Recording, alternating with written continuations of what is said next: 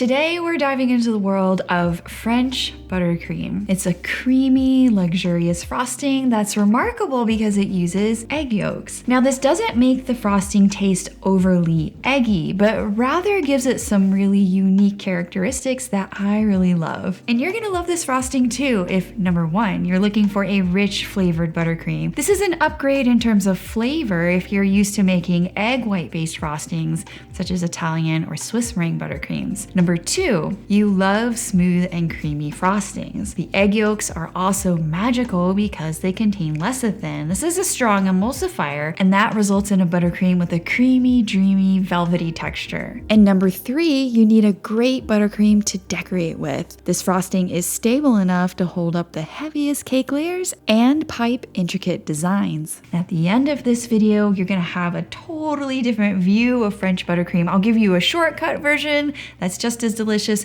as well as one of my most popular flavor modifications, which is a chocolate French buttercream.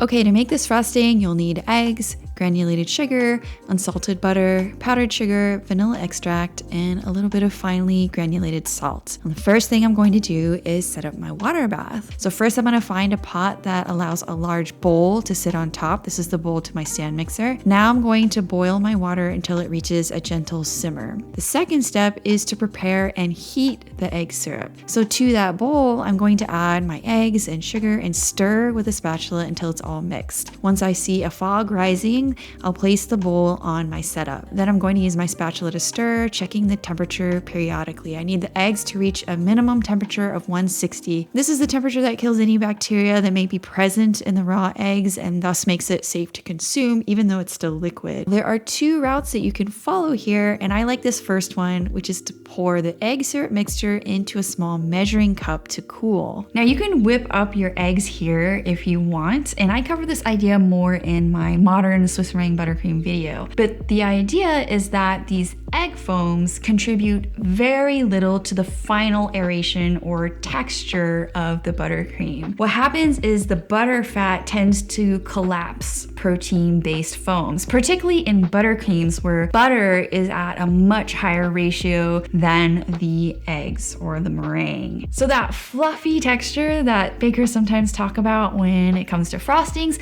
I find that butter aeration plays a much bigger role, which is the next step. And that is to make what I call my frosting butter. So what I do is I add softened butter to a mixing bowl, whisk that on high speed for about 3 to 5 minutes, and the butter should now be aerated. It'll be paler and slightly more voluminous. Then I'll add powdered sugar, vanilla extract, and a small pinch of salt. So a common complaint about buttercreams in general is that they have an overly buttery taste and texture. So to address this, I've developed this preconditioning method, and what it does is pre-sweeten and flavors the butter fat, and that ensures an optimal texture and temperature for the next step, which is emulsification. And again, this is super important because it's aerating the butter, so make sure that at the end of this step you notice that the butter is slightly glossier, that's the sugar, and it has a good fluffy texture that balls up inside the whisk. Alright, step 4 is to combine the two components now, your eggs and the frosting butter.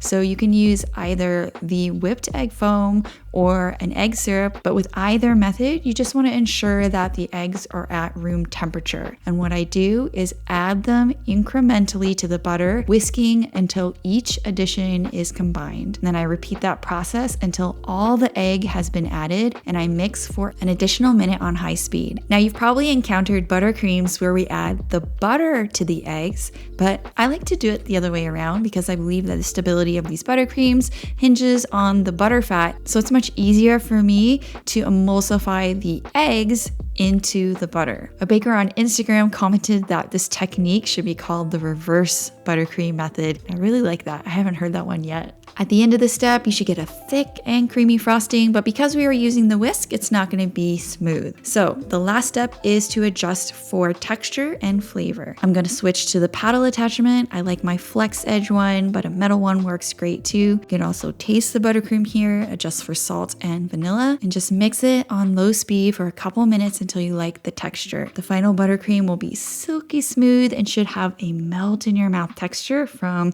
proper emulsification, and it'll be ready to frost your cakes.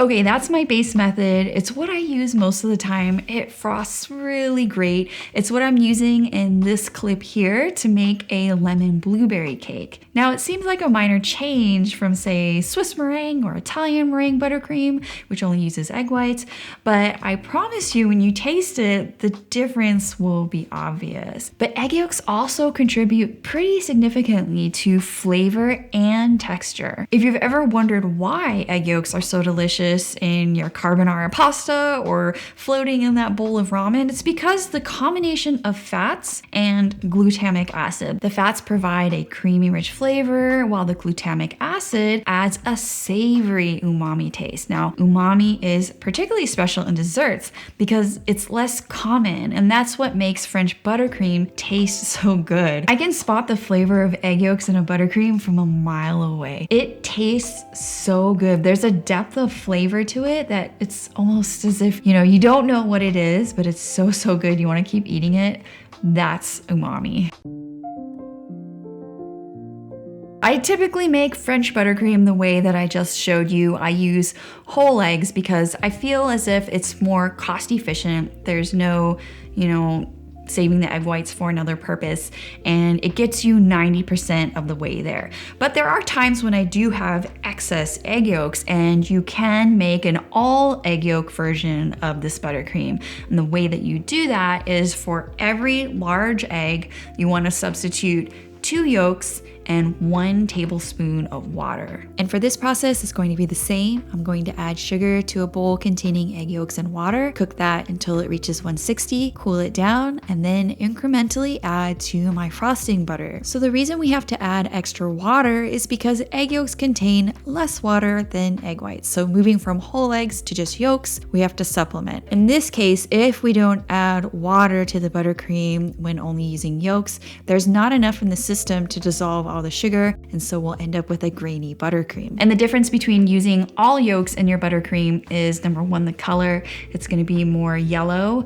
Number 2, the texture. It's going to be a little bit denser due to higher fat. It's not going to be overly heavy, but it will be a little bit creamier. And number 3, it'll be definitely more umami rich. So if you really love that flavor, I would definitely try the all yolk version.